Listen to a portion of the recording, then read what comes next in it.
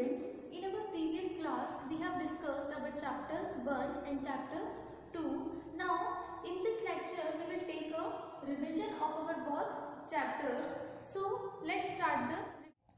So students, this is the revision of our chapter 1. Okay, यहाँ पर आपको कुछ क्वेश्चंस दिए हुए हैं. ये सारे टिक द करेक्ट ऑप्शंस हैं. ओके, सारे मल्टी चॉइस क्वेश्चंस हैं. ओके, इनमें से कुछ क्वेश्चंस जो हैं वो आपके चैप्टर से लिए गए हैं, आपके बुक के ही हैं, और कुछ क्वेश्चंस जो हैं वो एक्स्ट्रा है, मतलब कि वो बुक से बनाए गए क्वेश्चंस हैं. तो इस तरह के जो क्वेश्चंस हैं वो आपके एग्ज़ाम में पूछे जा सकते हैं आपसे. तो आपको इन सभी क्वेश्चंस को अच्छे से समझना है और इन्हें अपनी कॉपी में नोट डाउन भी करना है. Okay, so let's start. Our first question है tick the correct options. Okay, multi choice question भी जिन्हें हम कहते हैं. So our first question is nuclear families have dash generations. Nuclear family जो होती है हमारी, उसमें हमारी कितनी जनरेशंस होती हैं. तो न्यूक्लियर फैमिली का मतलब होता है छोटी फैमिली जो होती है, जिसमें सिर्फ मम्मा पापा और उनके जो बच्चे होते हैं वो उनके साथ रहते हैं. तो ऐसी फैमिली में कितनी जनरेशन्स होती हैं? 2 जनरेशन्स होती हैं. उनके पेरेंट्स और उनके चिल्ड्रन जो होते हैं वो उनके साथ रहते हैं. तो 2 जनरेशन्स उसमें होती हैं.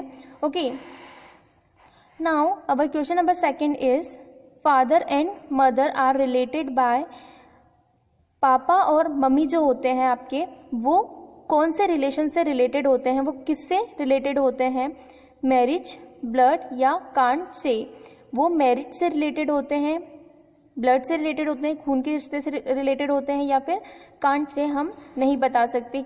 तो जो फादर और मदर होते हैं वो किससे रिलेटेड होते हैं? मैरिज रिलेशन से रिलेटेड होते हैं. ओके, आपके पापा और मम्मा की शादी हुई होती है, इसीलिए वो एक फैमिली बन जाते हैं. तो वो किससे रिलेटेड होंगे? मैरिज से रिलेटेड होंगे. तो हमारा राइट ऑप्शन क्या है? Marriage. Okay, now question number 3 is brother and sister are related by. Okay, brother और सिस्टर जो है वो किससे रिलेटेड है? ब्रदर और सिस्टर के बीच में जो रिलेशन होता है वो क्या होता है?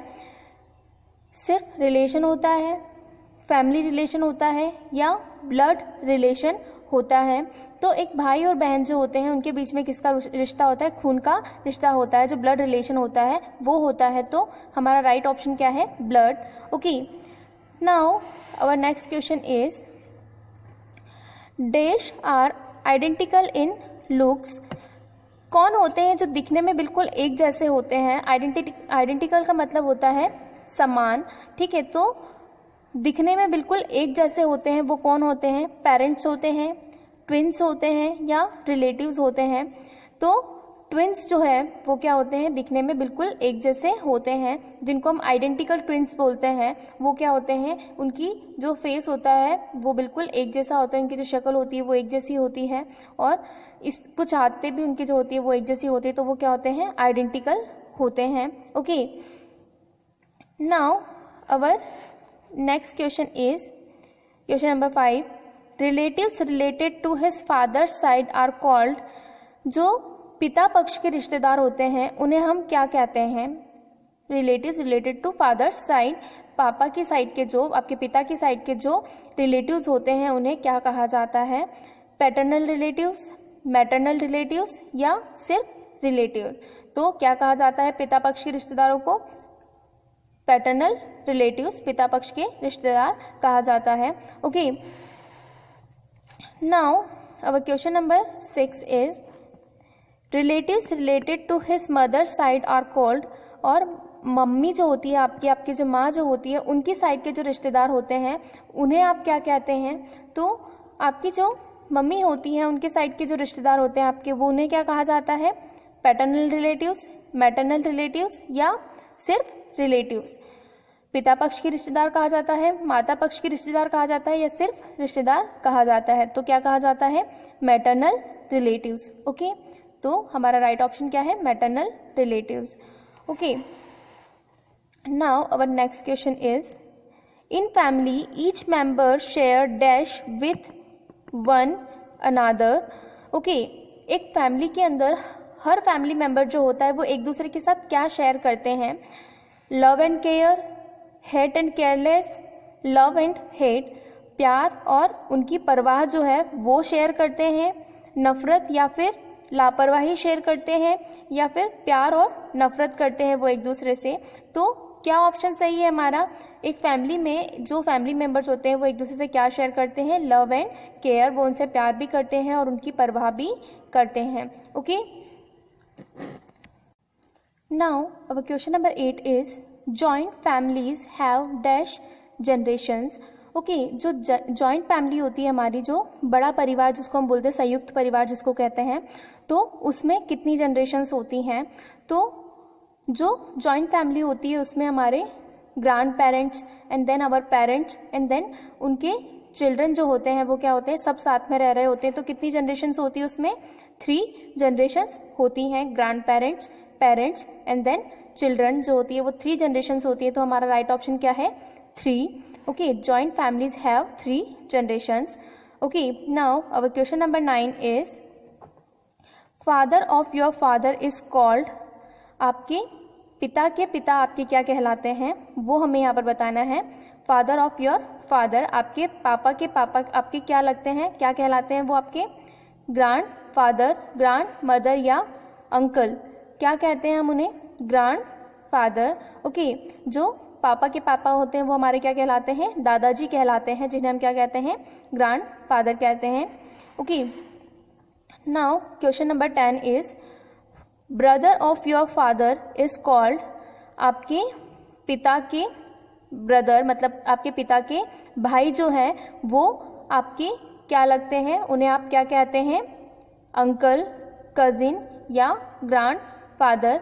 तो आपके पिता के जो भाई है वो आपके क्या होते हैं? अंकल होते हैं। तो हमारा राइट ऑप्शन क्या है? अंकल।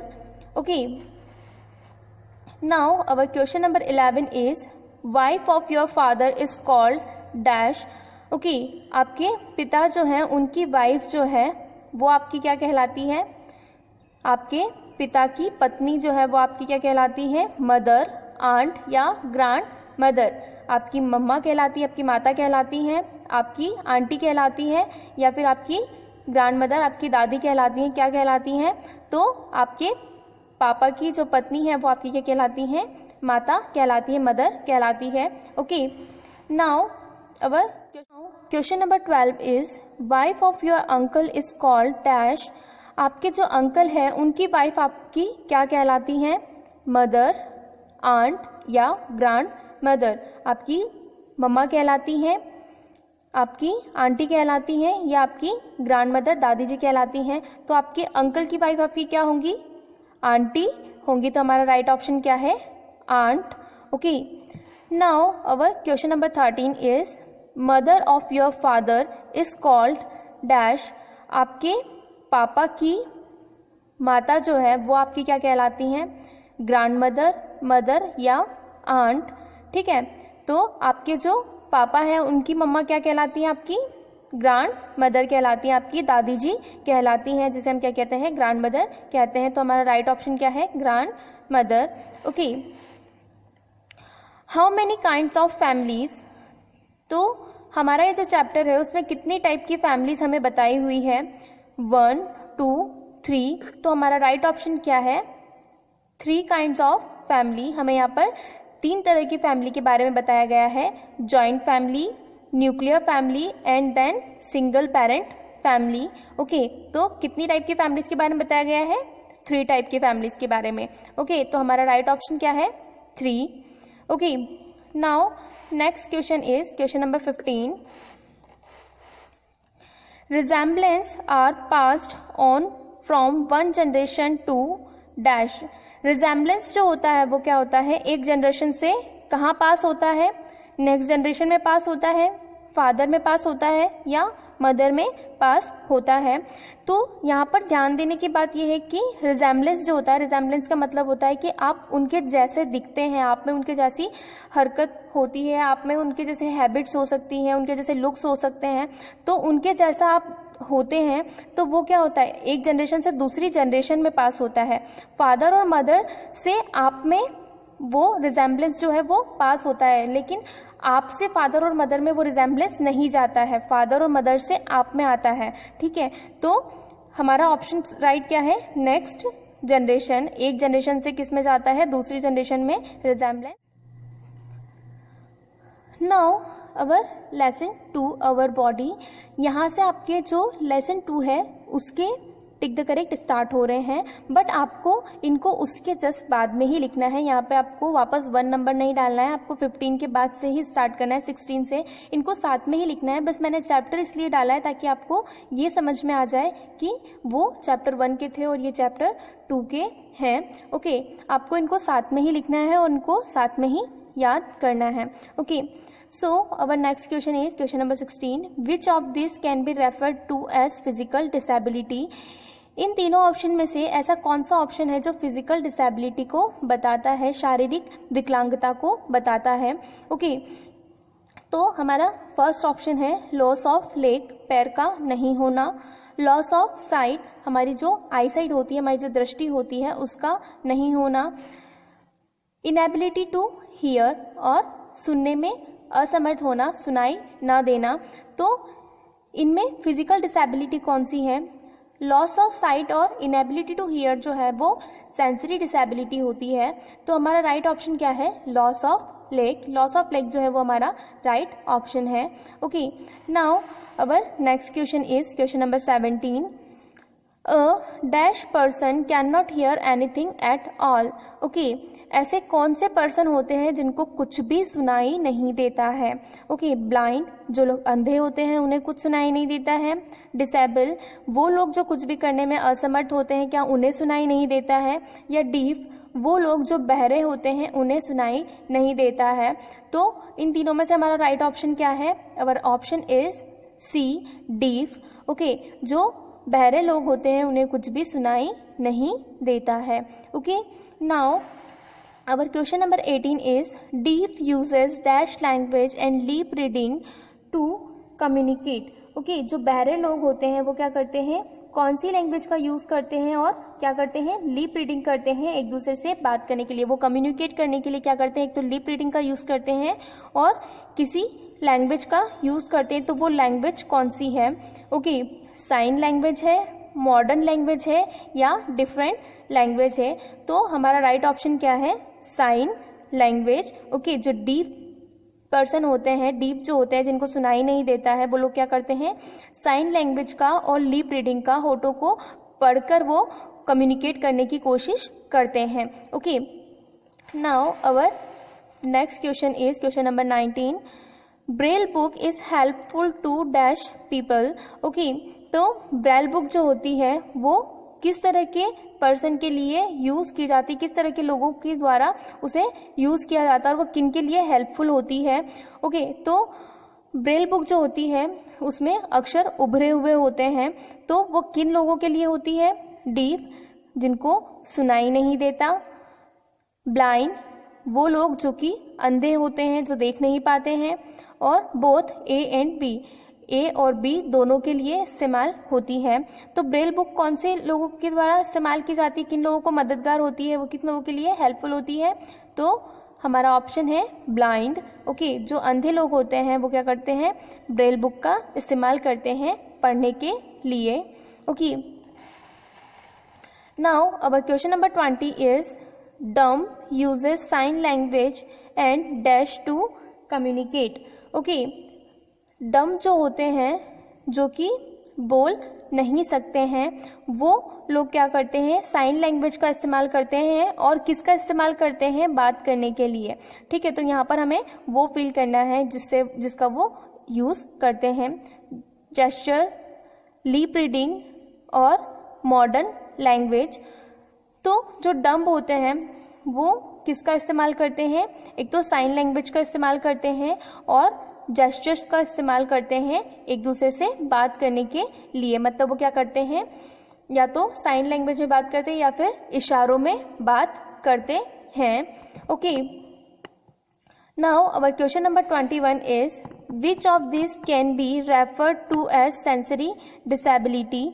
इनमें से क्या है जो सेंसरी डिसेबिलिटी को रेफर करता है, सेंसरी डिसेबिलिटी को बताता है। तो इन तीनों ऑप्शन में से हमको देख कर बताना है कि सेंसरी डिसेबिलिटी क्या है। लॉस ऑफ साइट, दृष्टि का नहीं होना, आंखों की जो दृष्टि होती है, आपकी जो नज़र होती है उसका नहीं होना। लॉस ऑफ लेग, पैरों का नहीं होना। लॉस ऑफ हैंड, हाथ का नहीं होना। तो लॉस ऑफ लेग और लॉस ऑफ हैंड जो है वो क्या होते हैं, फिजिकल डिसेबिलिटी के अंदर आते हैं। तो लॉस ऑफ साइट जो है वो हमारा किसके अंतर्गत आता है, सेंसरी डिसेबिलिटी के अंदर आता है। मतलब कि हमारे जो सेंस ऑर्गन होते हैं वो काम नहीं करते हैं सेंसरी डिसेबिलिटी के अंतर्गत। तो जो लॉस ऑफ साइट है वो क्या होता है, हमारा सेंस ऑर्गन होता है। आइज जो होती है हमारा सेंस ऑर्गन होता है। तो लॉस ऑफ साइट जो होगा हमारा राइट ऑप्शन होगा। ओके, तो सेंसरी डिसेबिलिटी कौन सी है इसके अंदर, loss of site. Okay, now our question number 22 is hearing aid is used by dash. Hearing aid जो होता है, जिसे हम कहते हैं सुनने की जो मशीन होती है, वो किनके द्वारा यूज़ की जाती है। तो सुनने के लिए जिस यंत्र का यूज़ किया जाता है वो किनके द्वारा इस्तेमाल किया जाता है, deaf people, dumb people, blind people. Okay, वो लोग जिनको सुनाई नहीं देता है उनके द्वारा इस्तेमाल किया जाता है। डम्ब पीपल, वो लोग जो बोल नहीं सकते हैं उनके द्वारा इस्तेमाल किया जाता है। या ब्लाइंड पीपल, वो लोग जो देख नहीं सकते हैं उनके द्वारा इस्तेमाल किया जाता है। तो सुनने की मशीन किसके द्वारा यूज़ की जाएगी, जिनको सुनाई नहीं देता है। तो क्या ऑप्शन आएगा हमारा, डीफ पीपल, वो लोग जो सुन नहीं सकते हैं उनके द्वारा हियरिंग एड मशीन का यूज़ किया जाता है। तो our right option is A, deaf people. Okay, so यहाँ पर आपके जो टिक द करेक्ट हैं वो ख़त्म होते हैं। ओके, ये आपके टोटल 22 टिक द करेक्ट्स हैं। ओके, इनमें से कुछ टिक द करेक्ट्स आपसे एग्जाम में पूछे जा सकते हैं, तो आपको इन्हें अच्छे से नोट डाउन भी करना है। और now our next question is answer the following question in one word. In questions के आंसर जो है आपको वन वर्ड में देने हैं। ओके, इनमें भी क्या है, कुछ क्वेश्चंस जो है वो बुक के हैं और कुछ क्वेश्चंस जो है वो आपके चैप्टर से लिए गए हैं बीच में से। Okay, so our first question is a person who can not walk. वो पर्सन जो चल नहीं सकता उसे हम क्या कहते हैं, लैम। लैम मतलब होता है लंगड़ा। तो जो इंसान चल नहीं सकता उसे हम क्या कहते हैं, लैम कहते हैं। Okay, a person who can not speak, वो इंसान जो बोल नहीं सकता है उसे हम क्या कहते हैं, डम। ओके, डम वो इंसान होते हैं जो बोल नहीं सकते हैं, जिसे हम क्या कहते हैं, गूंगा कहते हैं। ओके, तो जो इंसान बोल नहीं सकते उसे क्या कहते हैं, डम। Now third one is a person who can not here. वो लोग जो सुन नहीं सकते हैं उन्हें क्या कहते हैं, डीफ। डीफ मतलब होता है बहरा। तो वो लोग जो सुन नहीं सकते उन्हें हम क्या कहते हैं, deaf. A person who can not see, वो लोग जिन्हें जो देख नहीं सकते हैं उन्हें क्या कहा जाता है, ब्लाइंड। ब्लाइंड मतलब होता है अंधा। तो वो लोग जो देख नहीं सकते उन्हें क्या कहा जाता है, blind. Now our next question is your father sister is your. आपके पापा की जो बहन होती है वो आपकी क्या कहलाती है, आंट। जो हमारी बुआ होती है, मौसी होती है, उन सभी को हम इंग्लिश में क्या कहते हैं, आंट ही कहते हैं। ओके, तो your father's sister is your aunt. Okay, तो यहाँ पर हम आंट ही लिखेंगे। Okay, daughter of your uncle aunt is your. आपके अंकल और आंट की जो बेटी है वो आपकी क्या लगती है, कजिन। ओके, आपकी चचेरी बहन लगती है। तो चचेरी बहन या ममेरी बहन या चचेरा भाई और ममेरा भाई जो भी होता है, सबके लिए यहाँ पर क्या यूज़ किया जाता है, कजिन ही यूज़ किया जाता है। Okay, mother of your mother is your grand mother. Okay, आपकी मम्मी की मम्मी जो है वो आपकी क्या लगती है, ग्रैंड मदर लगती है। दैट मीन्स कि आपकी नानी लगती है। इंग्लिश में जो होता है वो नानी और दादी दोनों के लिए क्या यूज़ किया जाता है, ग्रैंड मदर ही यूज़ किया जाता है। ओके, तो आपकी मम्मी की मम्मी जो है वो आपकी क्या लगती हैं, ग्रैंड मदर लगती हैं। ओके, नानी जिसको हम बोलते हैं। Father of your mother is your grand father. Okay, आपकी मम्मा जो है उनके पापा, आपकी मम्मा के पापा जो हैं वो आपकी क्या लगते हैं, ग्रैंडफादर, दैट मीन्स कि आपके नाना जी लगते हैं। सेम चीज़ इसमें भी होती है, नाना और दादा दोनों के लिए क्या यूज़ किया जाता है, ग्रैंडफादर यूज़ किया जाता है। Okay, now our next question is your mother is dash of your father. आपकी मम्मा आपके पापा की क्या लगती है? तो हमारा आंसर है wife. Okay, your mother is wife of your father. आपकी मम्मा जो है वो क्या है, आपके पापा की वाइफ है, उनकी क्या है, पत्नी है। तो क्या ऑप्शन है, क्या हमारा आंसर क्या है, wife. Okay, now next question is your father is dash of your mother. आपके पापा जो हैं वो आपकी मम्मा के क्या लगते हैं? तो हमारा आंसर है हस्बैंड।